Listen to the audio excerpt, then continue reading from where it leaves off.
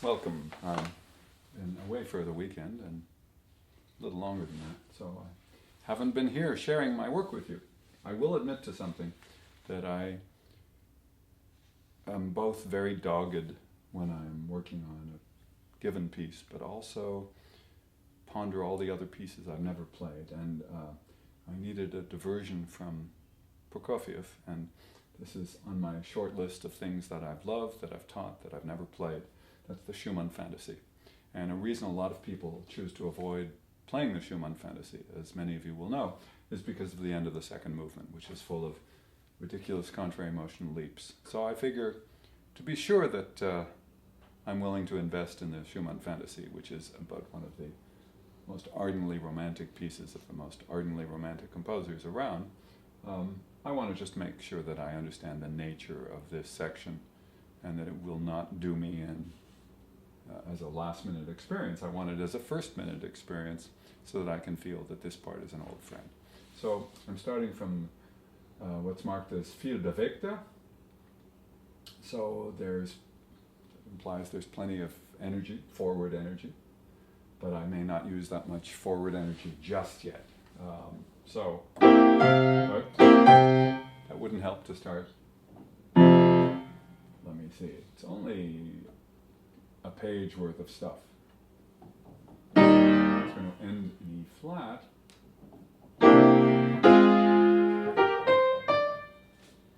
But for now,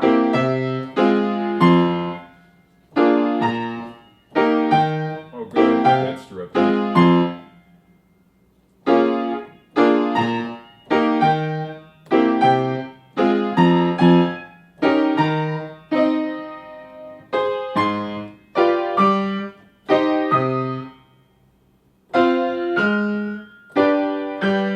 So, first and most obvious thing is there's no way to play this from the music. I mean, you can play it that gingerly and that carefully from the music, but you certainly can't play it with any degree of ease. So you'll notice also it's a public domain piece, so I've downloaded it, and I'm turning it on my iPad on its side so I can see bigger notes. That'll help me too.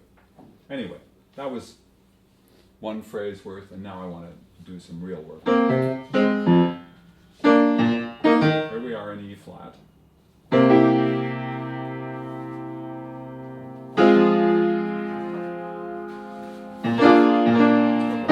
Harmony is pretty straightforward. 6, 6, 2, 5. It's just down the circle of fifths. Now, in terms of where it goes, placement, because so much of this section is all about placement, all about the choreography, what's going to make you the most at ease. So the thumb line in the left hand, the thumb in the second.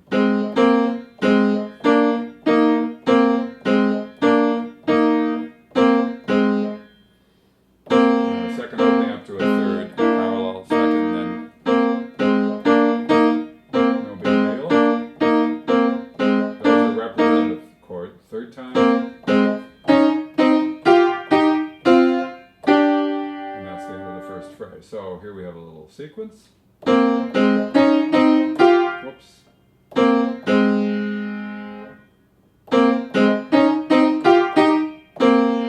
C7th to F minor. E flat 7th to A flat.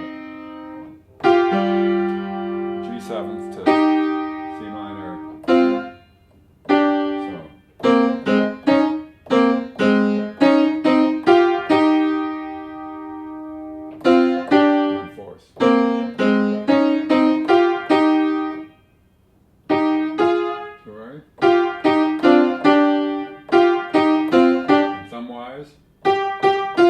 So there's not a whole lot of motion up top. Now, of course, I'm just doing one hand and I'm not doing the bottom part. Obviously, that changes things.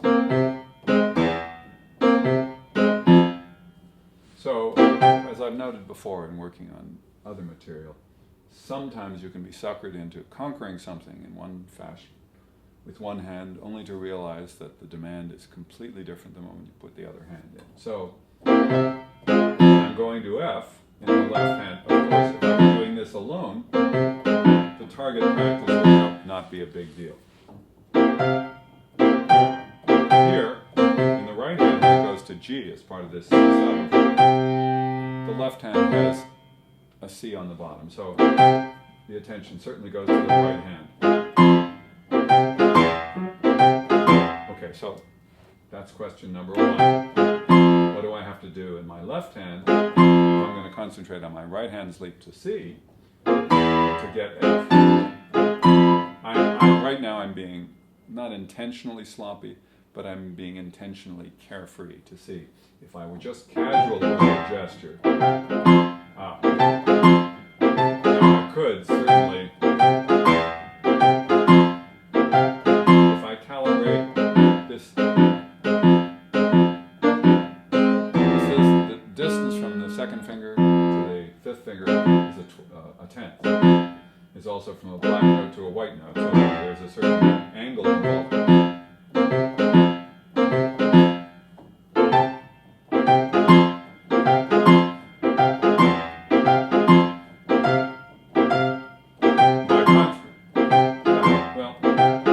The right hand is similarly white-black to white, but it's a bigger interval. This one is a minor tenth, this one is a major tenth. It's not that much bigger, but it's enough to make a difference. Now, coming back, even though we have tenths here too, it's much easier because going to black notes, which have a much higher profile, I can do that easily with my eyes closed. Well, as it happens, a lot of people practice this passage with their eyes closed. I do need to calibrate my left hand better. I'm willing to look at my right hand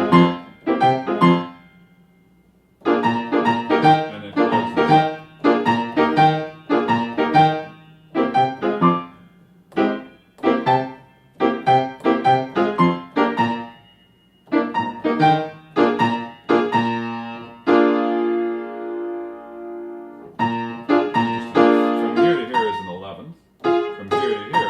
Is a ninth. It's also from black to black. Not a problem. So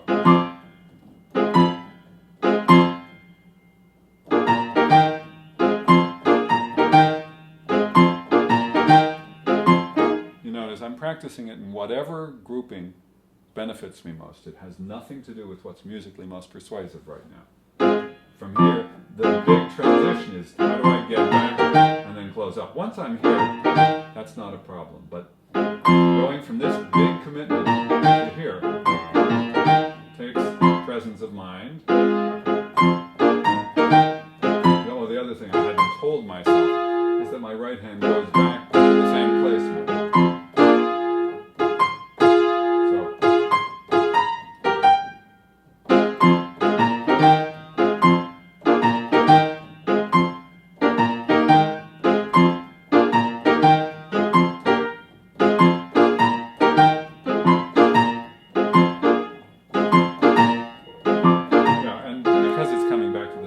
I have to come further back toward my body than I would otherwise expect if I were going to G, for example.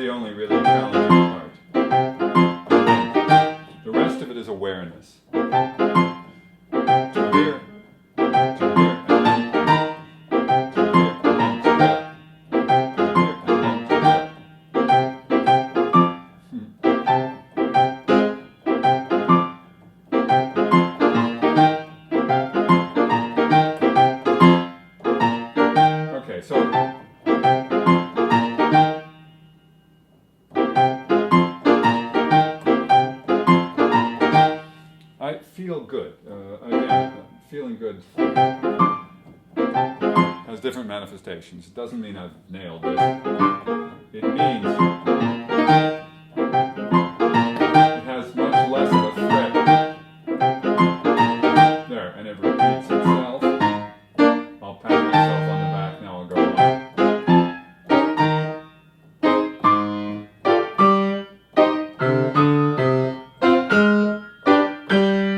Okay, a bunch in a row. This we do twice. Okay, so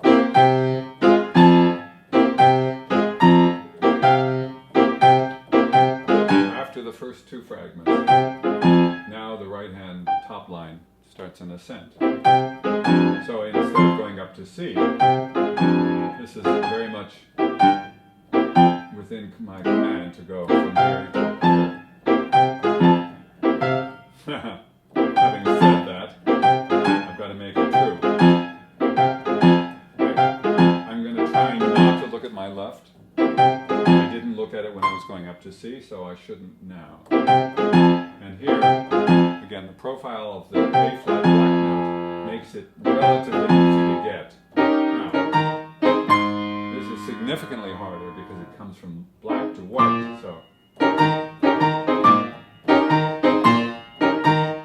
should point out also that the keys that have to be found after the rests, that you have to have a strategy for those too. For example, I have D flat, A flat, and E flat in my left hand. Whoa!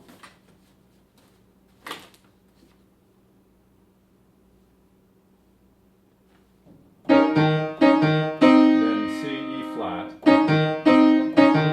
So that is easy to find. It's the same E flat. But I need an awareness of that.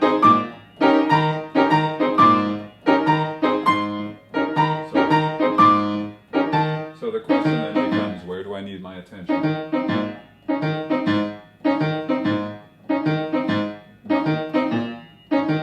Okay, this major 10th, even though it's the right hand is thumb is a black note, excuse me, the thumb note of the left is a black note and it goes to a black note 5th, there is a second finger on a white note, so there is some of being out toward the body and further in on the beat on the 5th finger.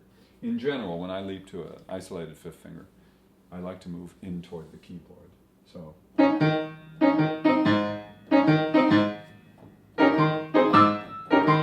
by contrast,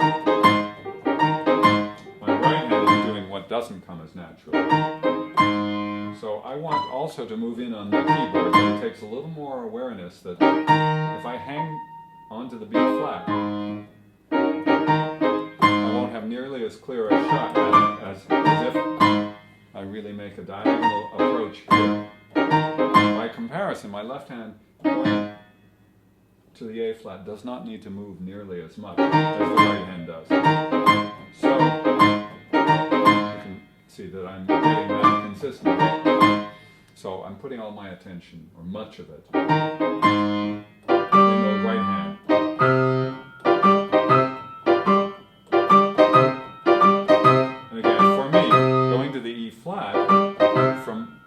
White thumb to black 5th is fairly easy. It makes my hand feel rather compact, so I have to be a little more aware of my left hand there.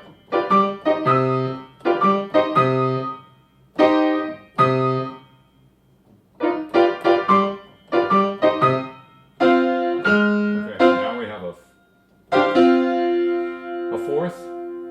It's the first of the intervals in the right hand. Not in the left hand, but the first of the intervals in the right hand. Starting intervals, that's a 4th. It's mirrored by a 4th in the left hand.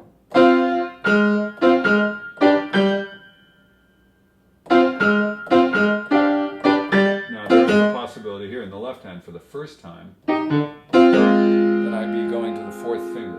The first inversion F minor chord. There's no reason I would do other than go to the 4th finger. So that's very trustworthy.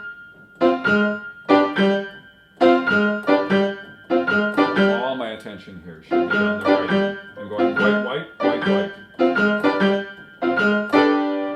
To a very big interval here. A 12th, excuse me, an 11th between the 2nd and the 5th. just going sideways never helps me nearly as much as feeling this diagonal approach. So I'm way here. If I didn't think about the keyboard at all, but just places in space, here I am, I want to be over here. So I don't try to trace my trajectory through the keys, but rather in terms of how I relate to this upper F. So I go here. There it is.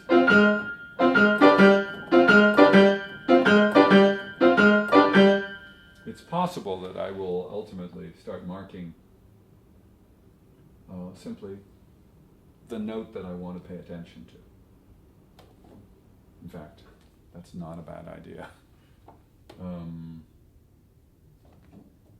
Let me decide what I want to write.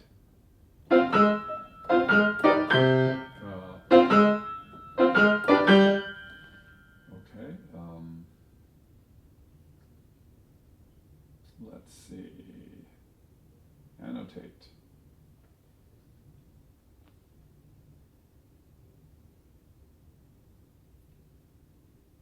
Highlighter. Yellow highlighter. Looks good.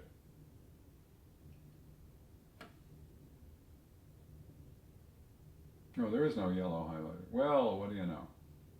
It's showing yellow. Maybe it is. We shall see.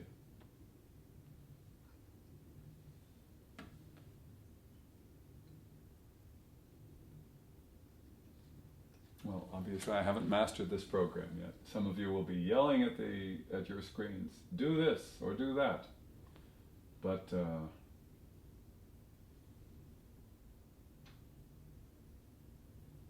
or I could just stamp.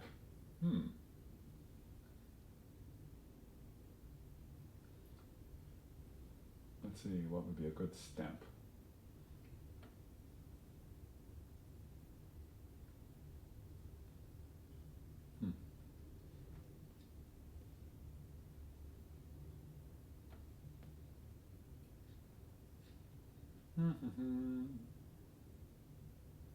Nah.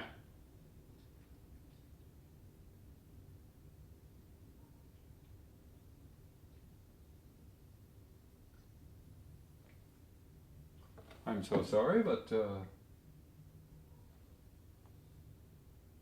I'm just not well enough equipped. Aha! Okay, I've made a yellow blob where I want to pay attention in my right hand. It won't all be this troublesome. I'm just trying to talk my way through my process for my own sake right now.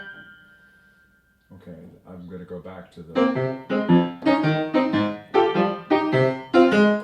Okay, nicely. In the left hand, the end of that passage is the easiest. Now, I'm going to check... I'm going to make comparisons between the demands of the right and the left hand here. Easier in the right, so I'm going to put a blob on the left hand, the bottom F.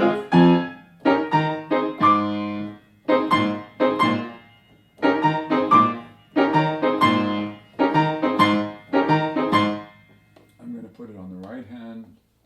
So even though the left hand is going further, I consider it a little harder to get to the white note. So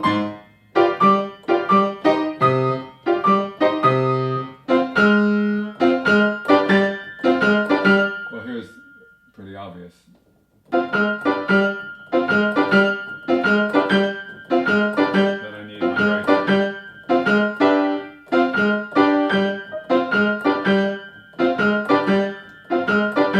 Which brings up another issue entirely. And that is the question of, do you stare at the actual finger that you're landing on? For example, do I stare at the finger in the key, the fifth finger up here?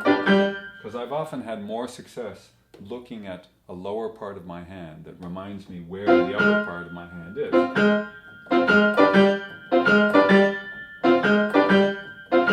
For example, what I just did there is I looked at the lower F, an octave below the F I'm going to. Now I looked at the lower G. It may not be as useful here, but because I feel pretty good there. Let's go back.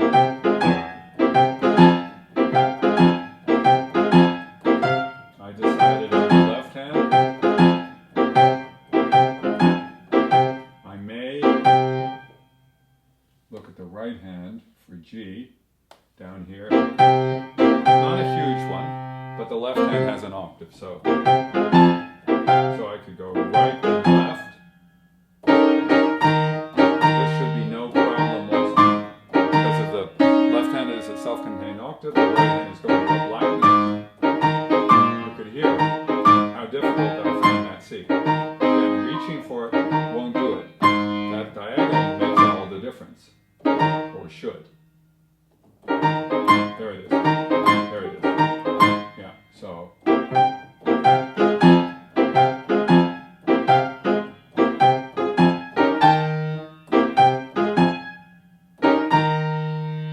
And of course, making sure it's fully memorized helps a lot.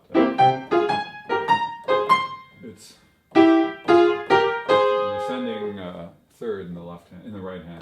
Minor, minor, minor, major. And this is scalar, both lines.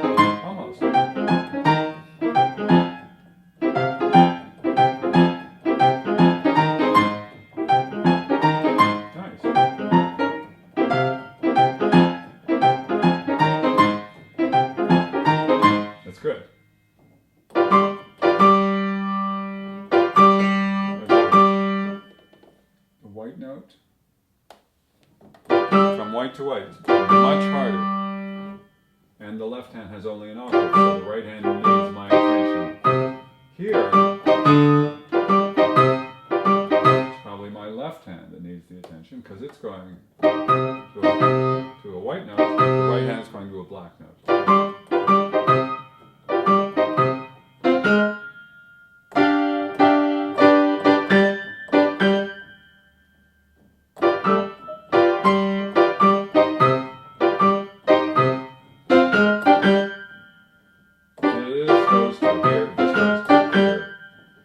Also third and third and fourth and fourth.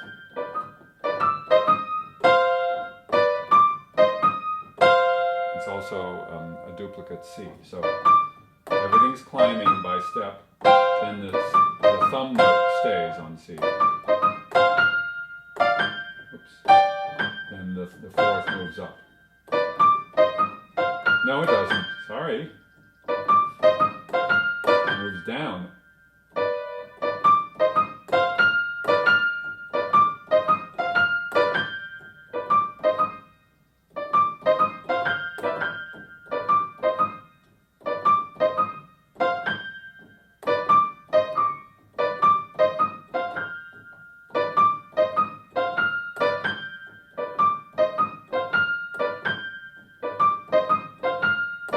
Okay, I'm trying to be very methodical here because I want my reinforcement, except when I'm obviously just experimenting, to be a very, very positive reinforcement. In other words, I want to zero on these notes and feel I've absolutely streamlined and optimized the way I'm moving from key to key.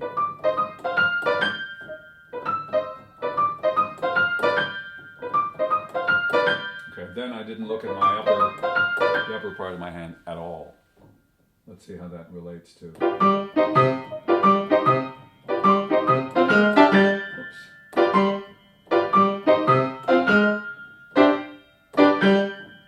So I have marked, think right, think left, right, right.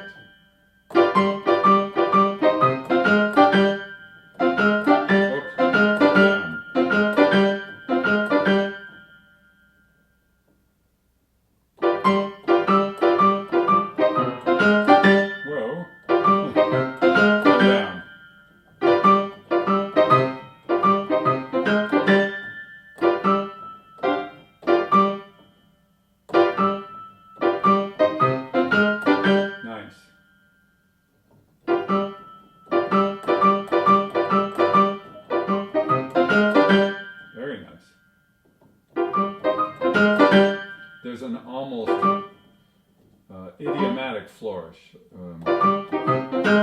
that I get into once in a while.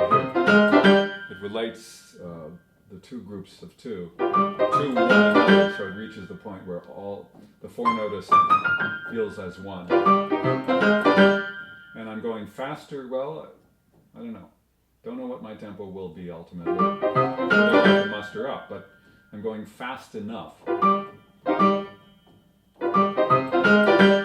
that I have a sense of the fact that that might serve me well. That's a good thing. I'm going to go on because, again, I'm just fleshing out my initial response to these demands. I'm not trying to perfect it all now.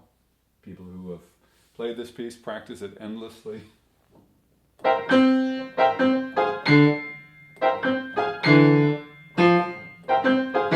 here's a bear. Distance. Major, 10th here. Minor 10th here. Why does the right hand feel more comfortable or accurate? Maybe it's because it's further. Oh, maybe it doesn't anymore. I think I know why. Well, actually, I'm pretty sure I know why. It's physiological. It's the fact that my hands are here, that my arm is free. It's to the right of my body.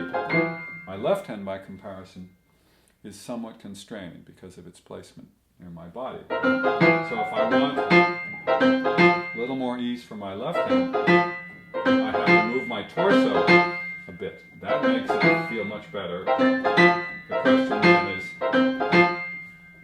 and it's one of the major disadvantages of this whole passage, is you can't make your eyes, most of us can't make our eyes move in contrary motion to check out what we're doing. So I still think that the constraint of the left hand makes it much more likely to be inaccurate. So I'm going to at least tentatively put my little dot on the lower F.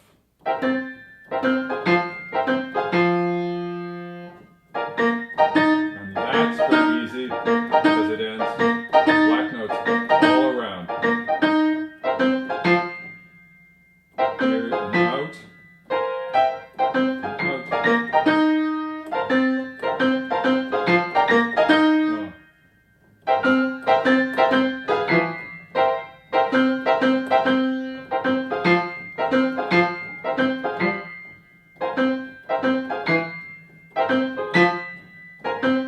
Again, I need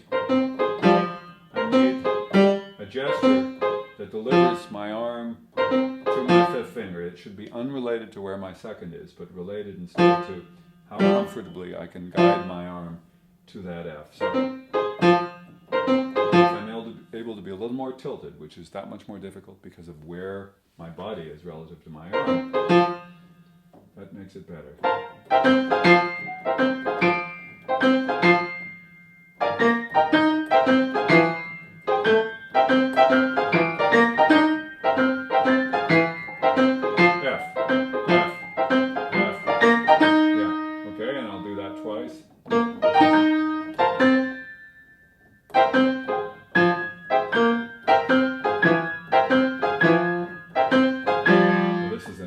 One, because in this case the right hand has the easier job of going to the black note A flat. So I really need help in my left hand.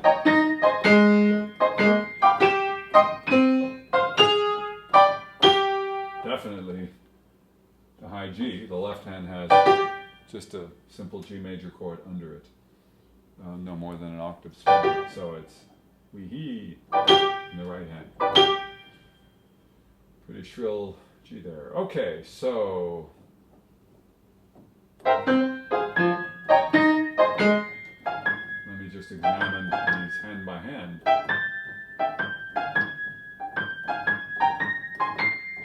Thirds, third, third, third. That's the hardest one.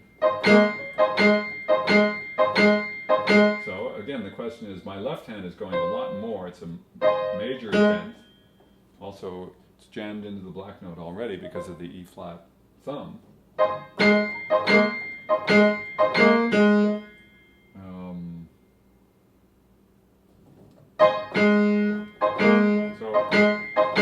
hand is going an octave between, yeah. Right hand has it easier, even though the left hand is going to a black note in this case because of the distance.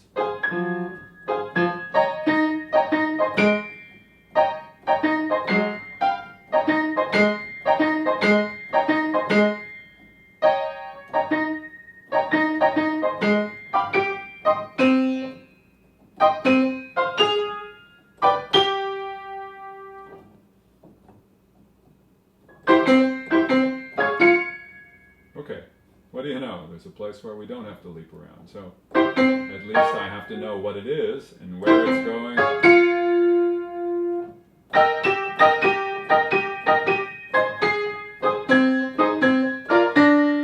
Okay, those are all slurred.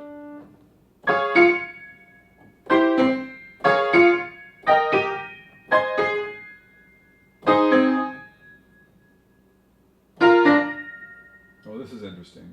Because I'll have to decide, most of the time in the left hand, it's going from thumb to fifth, or occasionally to fourth. Here there's, well, I could do the same thing here.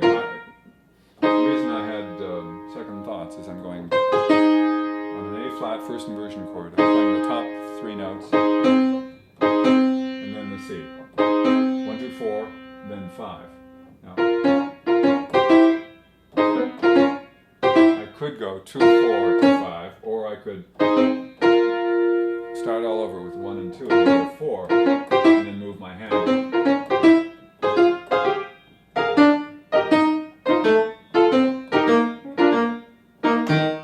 Okay. He does make lots of demands. Let me find out if I do it really quickly. Oh.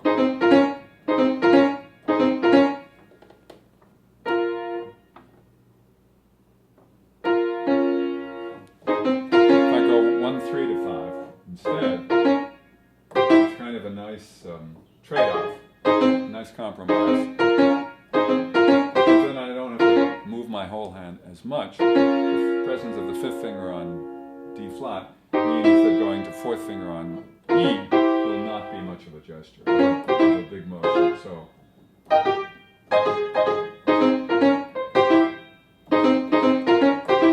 Yes.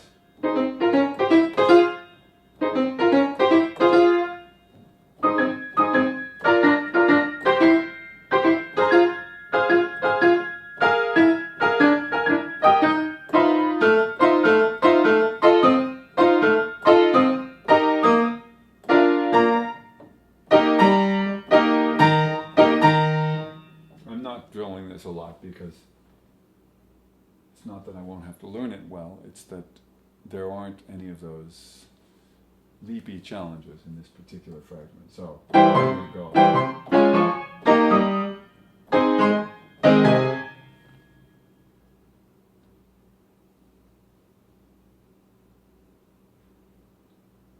Oh, I just made a big smear because of my absence of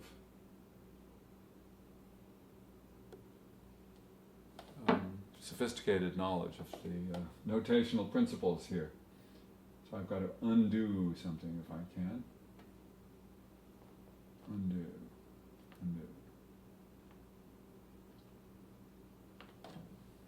Nothing much appears to be happening. Too bad. Erase. No, that's not erasing. Now it is.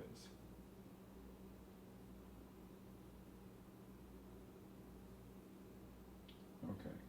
I'm sure there's a better way to do that, but now I'll type done. Move this around a bit. Okay.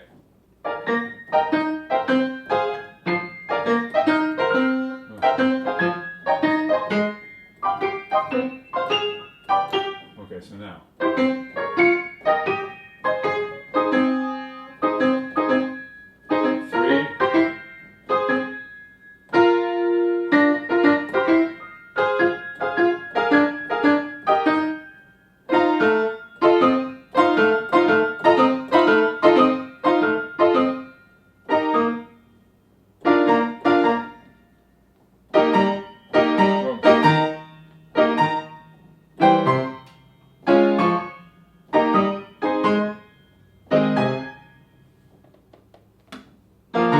guess I'll do 1, 3, 1, 2.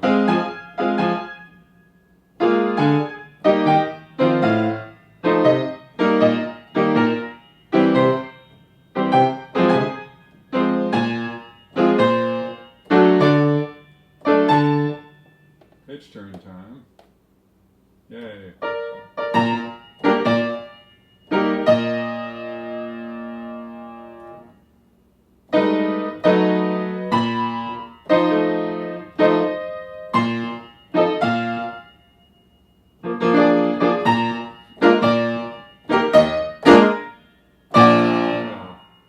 This is a different kind of leap coming up.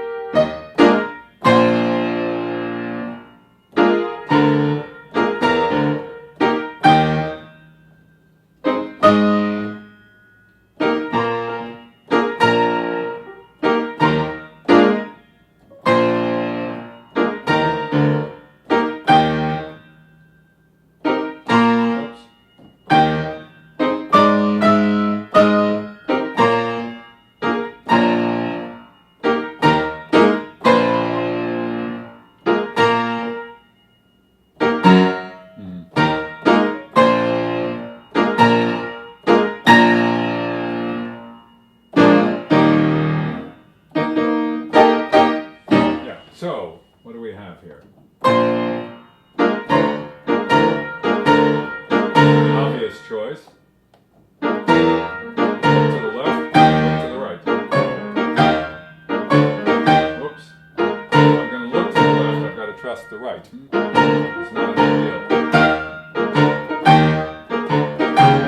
I'm going to know pretty quickly whether the gesture is working. In this case, obviously, I'm not working in my G properly. I'm also not delivering properly to it. Again, I want to come up and approach it really directly through the thumb. So in other words, sight the thumb, go right down the G.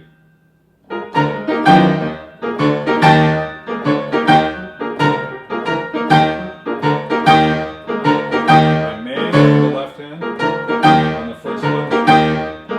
It seems to be a good drive. That's it.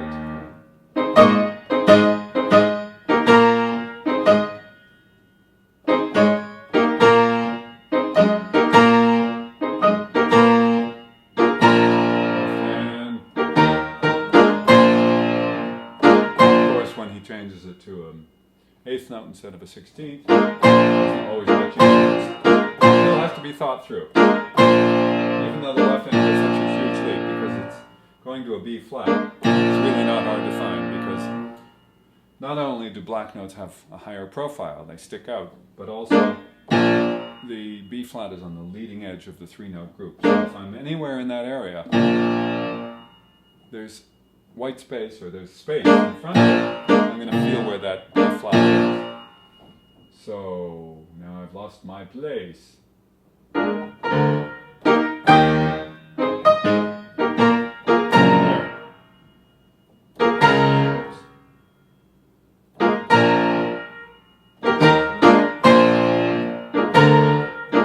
Obviously here, the D, the right hand.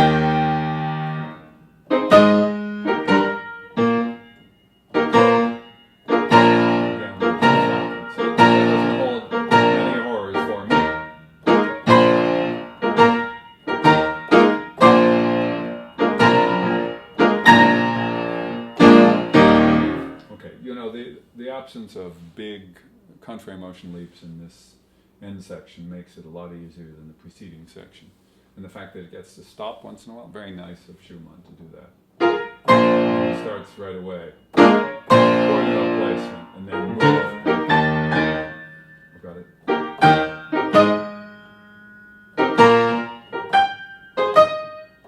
Okay, so the disadvantage here is that I can't go back to G, B flat, which is a very comfortable dyad to go to. A flat and C instead, which for my hand requires more significant placement.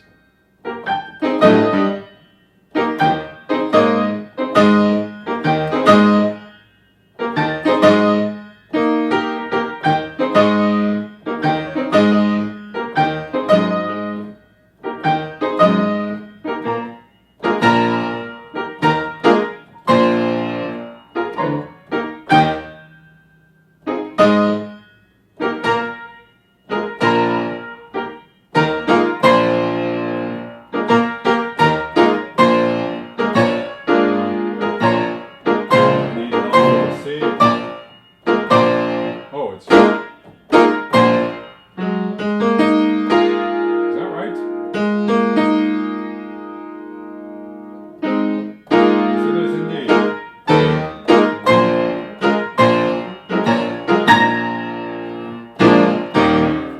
Okay. Let me go back.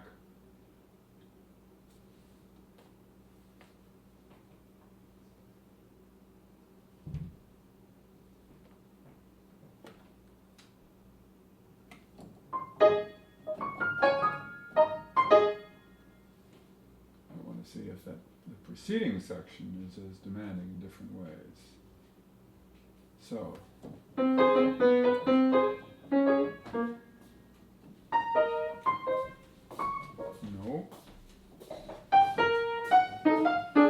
no,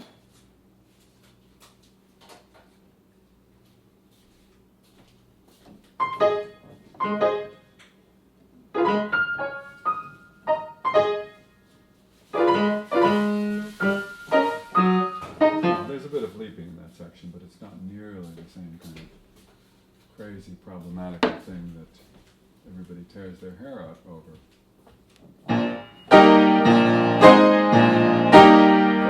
Okay, this is the other where there are grace note leaps.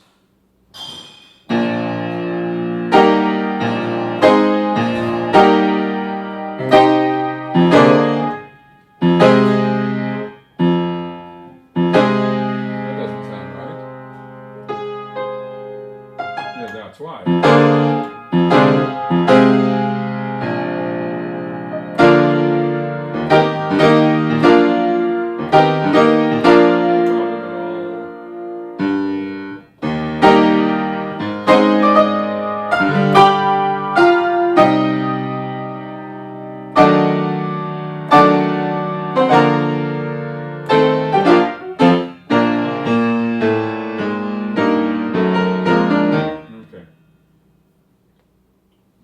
Again, I'm not talking about no problems, I'm talking about the fact that the leapiness just is not of the same demand as the more famous Viel, bewegter section. So, and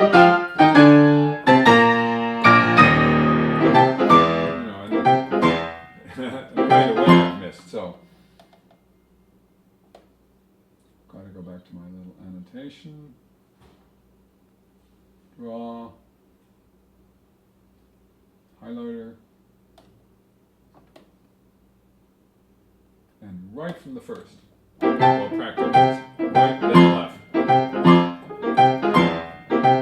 It is a little weird how much more I need my attention in my left hand than I do in my right hand.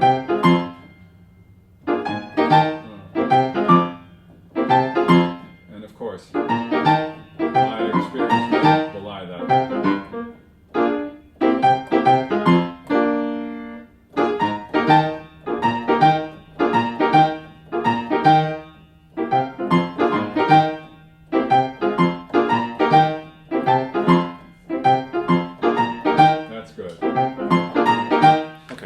Stop because this is, interestingly enough, not a lot of work, but it's kind of exhausting. So I think at the very least I've done it again. Okay, I've made some decisions about what to look at, and some basic decisions about gestural issues that I think will hold me in good stead. The last thing I want to do is be fearful. Obviously, for most of us, including me, I've spent a lifetime not playing this piece, but knowing it. And